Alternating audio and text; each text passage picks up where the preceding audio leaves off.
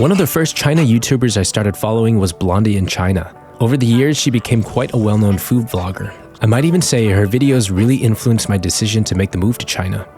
Well, back in 2023, I was scrolling through Instagram when I came across this video. Hello, I have a very, very exciting announcement. This is something I've been wanting to do for literally years, which is a China group trip. If you want to travel with me, head to the link in my bio. I'm so excited. Let's do this. Naturally, as soon as the link dropped, I quickly went in and reserved my spot for the group trip. And after a year of anticipation, I finally landed in Beijing, ready to dive into an adventure bursting with stories, history, and most importantly, flavors, all with Blondie in China as our guide. Well, we are finally in Beijing for the Blondie in China group trip. Today is actually our last day in Beijing, but this is really the first chance I've had to come out and record on my own and also kind of explore the city on my own. Anyway, I have recorded a lot of footage. I'll tell you about it next. Okay guys, come over this way. Our first morning in Beijing started at 6 a.m.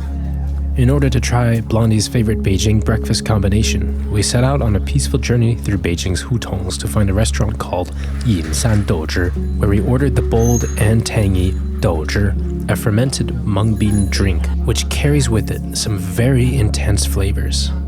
We also got to try Blondie's favorite miancha, a millet-based porridge with a peanut or sesame-based topping. The miancha was quite popular, but the Douzhi may have been a bit too strong for some of us. I mean, I would not order that, but yeah. Here in the Hutongs, people seem to get started with their day quite early. Compared to what I've experienced in southern China, where things seem to open later in the morning, this local market was already busy with shoppers as early as 7 a.m. While our morning started out exploring some very local areas, our tour would soon bring us to a place every traveler to Beijing should see at least once. Welcome to Tiananmen Square, a vast open space at the heart of Beijing where history and modern life converge. Here, you'll find an array of landmarks that quietly tell the story of modern China. On one side, the imposing Great Hall of the People and the National Museum of China remind us of the nation's public life and cultural heritage. At the center, the monument to the people's heroes stands as a solemn tribute to those who shaped the country's course. As you take in the atmosphere of Tiananmen Square, you can sense the weight of history in every step, a powerful invitation to explore Beijing's layered past and dynamic present. Leaving the vast openness of Tiananmen Square, we step through the ancient gates and into the Forbidden City, a realm that once housed China's emperors for nearly 500 years. This sprawling palace complex, with its labyrinth of nearly 1,000 buildings and countless rooms, stands as a testament to the grandeur and precision of imperial design. Here, every courtyard and hall holds the echoes of formal ceremonies and a legacy that still shapes Chinese culture today. As we wander through these historic pathways, we're not just walking through an old palace. We're stepping into the heart of a tradition that has defined a nation.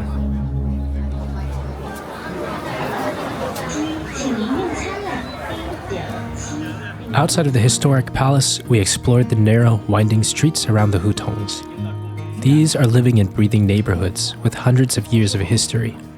These intimate lanes lined with traditional courtyard homes offer a glimpse into the everyday life of old Beijing. As we wandered through these streets, I was amazed at how clean and beautiful everything was. I had heard many negative things about Beijing throughout my life. In the past, this city may have been dirty and polluted, but what I saw during this trip completely changed my impression. Wandering around Beijing left me in awe at how beautiful the Chinese capital is. Aside from visiting the historical sites around Beijing, the thing I loved most about this trip were the literal hands-on experiences we had with cuisines and activities around the city. Like this, okay? This pan, burning, this one rolling. 啊，看这样的事了，没关系，大小无所谓，意思大无所谓。two hands. While wandering around old Beijing, we also got to participate in a traditional Chinese sport known as jianzi. You have to focus on this kind of thing and slower move your leg, okay? Like this. Okay. Oh, hey. Oh, hey, that's Wow. Okay. With this sport, players aim to keep a heavily weighted shuttlecock in the air using their bodies apart from their hands. Good.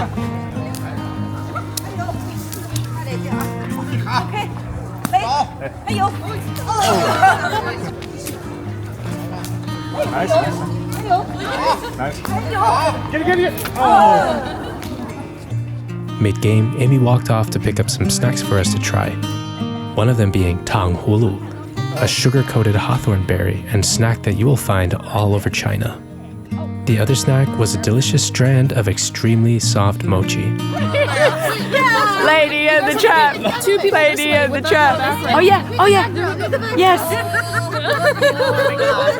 Dun, dun, dun, dun, dun. You grab one side and you grab the other.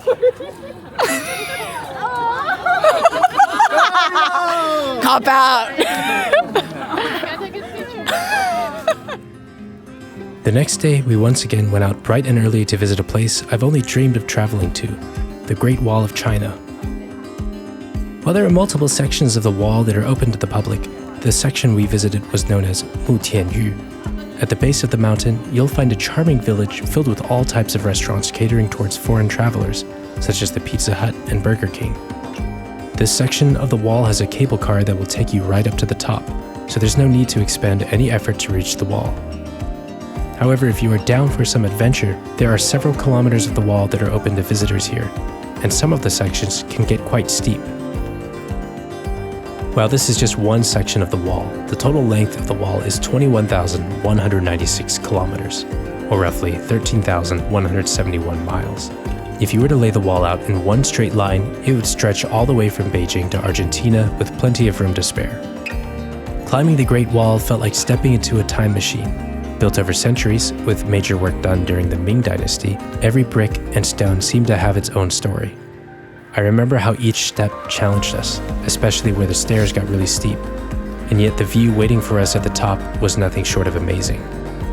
Out on the wall, we even spotted plenty of cats, just casually roaming around as if they'd always been a part of the scene.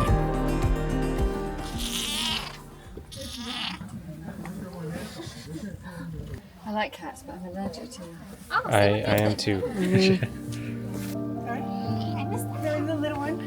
It was a mix of hard effort, breathtaking scenery, and some truly unexpected moments that made the experience unforgettable. On the way down from the wall, for an extra fee, you can ride the alpine slide back to the village below.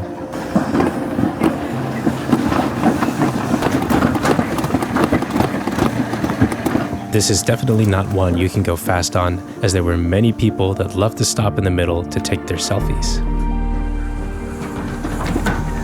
Reflecting on my time in Beijing, it's amazing how quickly the city became more than just a destination. It turned into a shared adventure with new friends.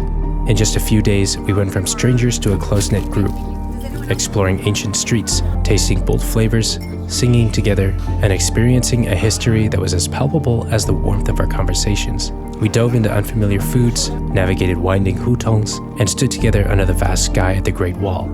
It was a journey where every moment deepened our bond. Despite our different backgrounds, the spirit of Beijing brought us together in a way that's made these memories truly unforgettable.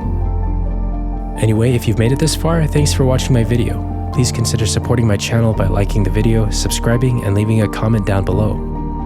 In the next video, we'll continue our Blondie and China group trip, but this time in Xi'an, the city known for the terracotta warriors.